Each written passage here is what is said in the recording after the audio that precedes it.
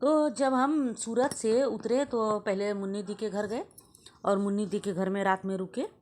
वो बोल रही थी कि 1-2 दिन रुक जाओ, लेकिन माँ भी वहाँ इंतज़ार कर रही थी कि कब आएगी। जीजा जी गाँव तक गए और साथ में संतोष बाबू भी थे।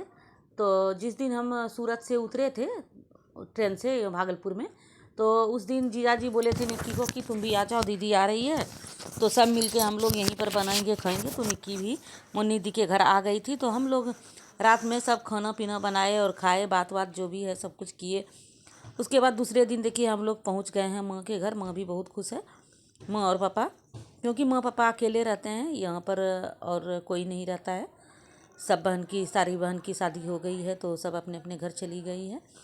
और देखिए मैं पापा को खोज रही थी, पापा कहाँ हैं। पापा मेरा बाहर में ही वेट कर रहे थे कि कब आएगी। पापा बोल रहे हैं कि तुम लोग कब आई तो हमको पता भी नहीं चला। तो पापा हम लोगों को आगे रोड पे ही पापा खड़े थे, देख रहे थे। तो यही होता है माँ और पापा का जो प्यार होता है, यही होता है। तो फिर अंदर आए, पापा बोले कि तुम लोग कहाँ से आ गई, हम तो यहीं पर खड़े थे देख रहे थे। तो सब ने प्रणाम किया, जीजाजी लोग भी मामा पापा को प्रणाम किए, हम लोगों ने भी प्रणाम किया। और जीजाजी को अब थोड़ी देर में चाय वाय बोले सिर्फ चाय पी के और हम लोग वापस चले जाएंगे क्योंकि शाम हो रही है। तो जीजाजी ज़्यादा देर तक नहीं बैठेंगे, चले जाएंगे। और हम लोग अभी यहीं पर तत्काल हम लोग यहीं पर माँ के घर रहने वाले हैं। यहाँ से तब फिर जाएंगे पटना दिखाने के लिए। तो सोचे थे कि हम लोग कि यहीं पर भागलपुर में ही डॉक्टर को दिखा लेंगे, लेकिन यहाँ पर रिंकू वहाँ पटना से बोल रही थी कि तुम यहीं पर आ जाओ, यहाँ हमारा पहचान का जो डॉक्टर है, लेडी डॉक्टर है, तो उससे हम दिखा देते हैं तुमको।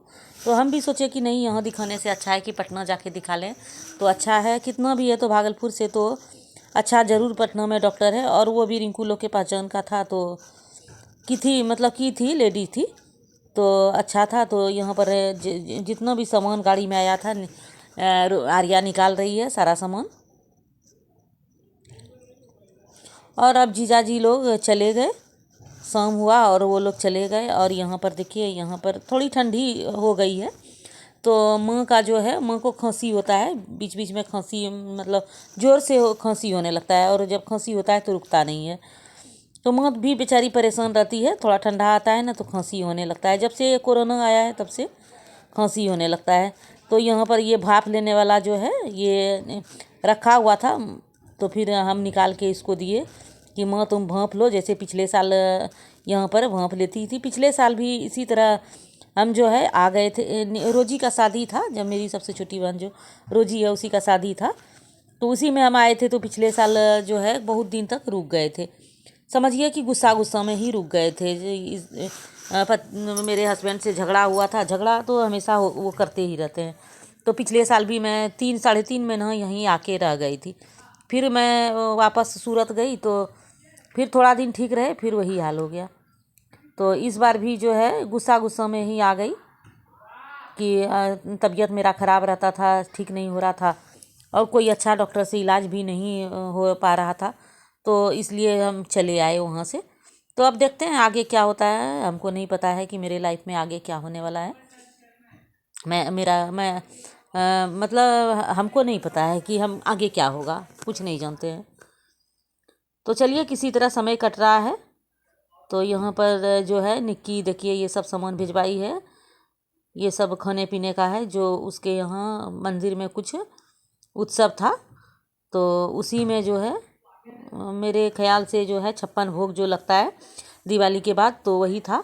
तो वहाँ से निक्की बहुत सारा जो है यही सब सामान भेजी थी, तो जो बचा हुआ था। तो यहाँ पर देखिए, यहाँ पर हमको तो अच्छा लगता है, ऐसा नहीं कि नहीं अच्छा लगता है। लेकिन हाँ, आर्या को जो है, आर्या को थोड़ा यहाँ पर प्रॉब्लम होता है, क्योंकि आर्या जो है सब दिन सूरत में रही है। बचपन समझिए कि उसका जन्म ही यहीं सूरत में हुआ है, तो उसको यहाँ पर अच्छा नहीं लगता है, लेकिन वो भी परेशान हो जाती है। तो चलिए, थोड़ा दिन मन बदलने के लिए आ गई है तो अच्छा है, थोड़ा सा मन बदला जाएगा। उसके बाद देखते हैं मेरे हस्बैंड का रवैया कैसा होता है, मुझे नहीं पता है। सूरत जाएंगे तो पता चलेगा कि हाँ क्या है, क्योंकि 20-22 साल से तो मैं देख रही हूँ कि हाँ मतलब अच्छा व्यवहार नहीं है। तो यहाँ देखिए बड़े पापा मेरे आए थे, तो बड़े पापा के ये बेटा है पंकज भैया। पंकज भैया बोले क्या नीम का दतवन तोड़ने के लिए, तो बड़े पापा जो मेरे हैं ना, वो फटाफट सीढ़ी लगा के और तुरंत खुद से चढ़ गए, जबकि इनकी उम्र जो हो रही है वो 80 साल हो रही है। लेकिन हाँ बहुत ही फुर्तीबाज हैं और कोई भी काम करने में पीछे नहीं हटते हैं। तो देखिए ये नीम का जो है झाड़ लेके गए और पंकज भैया को दतवन देंगे और साथ में पत्ता भी ले जाएंगे खाने के लिए। शाम में जब रात में हम लोग बैठे तो आर्या ईयरबड पापा को दिखाई। तो पापा को अजीब लगा कि ये क्या चीज़ है जो कि इसमें कुछ वायर भी नहीं लगा है और ऐसे कैसे कनेक्ट हो जाता है। तो पापा बहुत ही आश्चर्य हो गए, मतलब बहुत ही अच्छा लगा पापा को। तो आर्या चेक कर करके दिखा रही है कि देखिए नाना जी आप इसको लगा लीजिए और मोबाइल दूर में भी रखूँगी तो आपको सारा आवाज़ आएगा। तो पापा बोले कि ये तो बहुत बढ़िया चीज़ है, बहुत ही अच्छा चीज़ है। तो वही सब यहाँ पर हो रहा है। देखिए ईयरबड से कनेक्ट कर रहे हैं और पापा का जो बटन वाला मोबाइल होता है उसमें भी ऑप्शंस दिया गया था कि आप ब्लूटूथ से जोड़ सकते हैं। तो उसको भी निकाला, पापा ने बोला कि हाँ ब्लूटूथ तो इसमें है। तो नाना जी देखिए पापा लगा लिए हैं कान में ईयरबड और आर्या अब बाहर चली गई है और दिखा रही है कि देखिए नाना जी आपके पास मोबाइल नहीं है फिर भी आपको आवाज़ आएगी। तो क्या है पापा लोग पुराने लोग हैं, उस समय के उस ज़माने के हैं जबकि टीवी और मोबाइल कुछ भी नहीं था। तो ये तो बहुत ही टेक्नोलॉजी आगे बढ़ गई है। तो ये तो आश्चर्य वाली बात है कि मोबाइल मेरे पास नहीं है फिर भी आवाज़ आ रही है। तो अब नानी को ये कान में लगा के और सुना रही है कि नानी देखिए आप सुन के देखिए कि आपके पास मोबाइल नहीं है तो भी आप बात कर सकते हैं। तो बहुत ही अनोखा चीज़ लगा पापा को, पापा तो बहुत खुश हुए। तो माँ को भी आवाज़ आ रहा है तो हंस रहे पापा भी। और पापा का जो बटन वाला मोबाइल है उससे भी कनेक्ट हो गया, उसमें ब्लूटूथ था तो उसमें भी कनेक्ट हो गया। तो पापा को और अच्छा लग रहा है। अगर आपने चैनल को सब्सक्राइब नहीं किया तो इसे सब्सक्राइब कर लीजिए और मेरा सपोर्ट कीजिए। ये वीडियो आपको कैसा लगा हमें कमेंट करके ज़रूर बताइए और देखते रहिए मेरे सारे वीडियो को। वीडियो देखने के लिए बहुत बहुत धन्यवाद।